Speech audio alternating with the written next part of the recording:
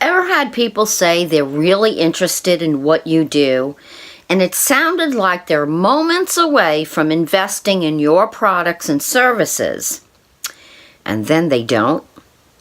Perhaps this interested prospect said they would call you, but never did. Other times they simply just vanished without a trace.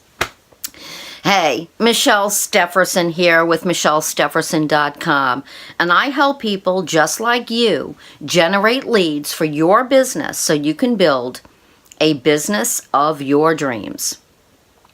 If you're new, consider subscribing. So, you have an interested prospect, but they aren't buying.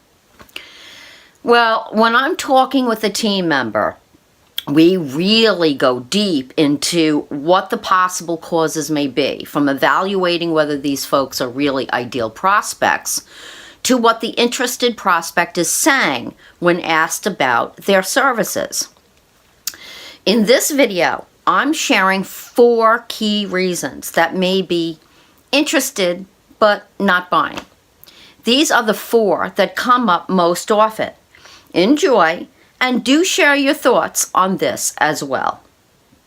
Okay, so reason number 1, not connecting to the problem your interested prospect wants to solve.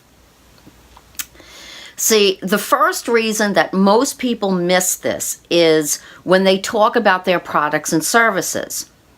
On the surface, it seems like people are interested, but they may not have a deeply rooted interest until you get connected to the problem they want to solve. See, a lot of times we start out with talking about our products and services, but if you really think about it, people really do not buy products and services.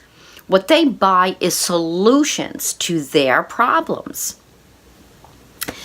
The more you get intimately familiar with the key problems your market wants you to solve and the key problems you solve for your market, the easier it is to communicate on a much deeper and much more powerful level that what it is that you offer.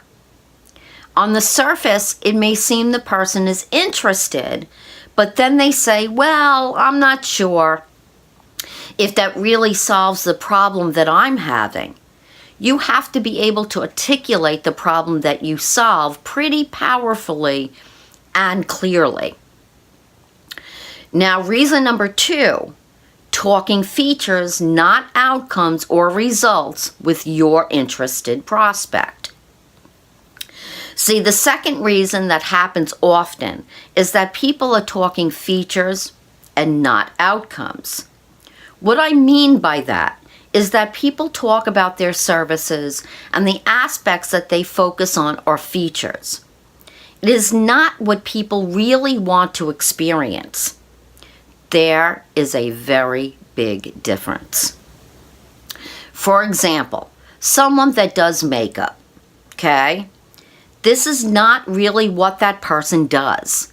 They really are transforming the person's looks. Maybe on their wedding day. If this person was focused on the features, like the kind of makeup they use and the brand of false eyelashes that they use, they are not focusing on the solution. What the person really wants to know is what it's going to look like in the end. If they invest in those services, where would they be at the end of it all? The more you are able to articulate the results and the outcome people are paying to receive from investing in your products or services, the more they're able to see how you can truly help them. By being able to articulate the value helps you in a much more powerful way. Now, reason number 3. You are not addressing your interested prospect's unspoken objections. That's right, unspoken. What I mean by this is usually if somebody has questions, a lot of the time they are questions that they are thinking about in the process of making that decision. One of the things you can do for your business is to get really good at what those common objections are, which are questions that need to be answered along the path to them saying yes to what it is you have to offer. Reflect on the questions that people have asked you in the process of signing up to do business with you. Okay? Reflect on those things. Now, you can say to a new interested prospect, some of the common objections I get are, and go ahead and address those questions because they are thinking it anyway. They really are. Now, sometimes people don't actually voice what they're thinking. When you are able to address the conversation that's already happening in their head and the questions that come up often, the easier it is for them to make a decision. Okay? And reason number 4, not following up. Now, it's funny, but for example, here's a real quick story. Okay? Often, when I go to a network marketing event or network event, I sometimes come across people that are pretty awesome. I come home and I'm back to the same routine. I put the business card aside and never follow up. Now, that doesn't mean I'm not interested in buying, but if they would call me or send me an email to follow up, I would probably buy. Now, a lot of times we choose not to follow up because we think maybe we might be bugging people. Follow up is a key thing. If people express an interest and genuinely express an interest, don't be afraid to follow up.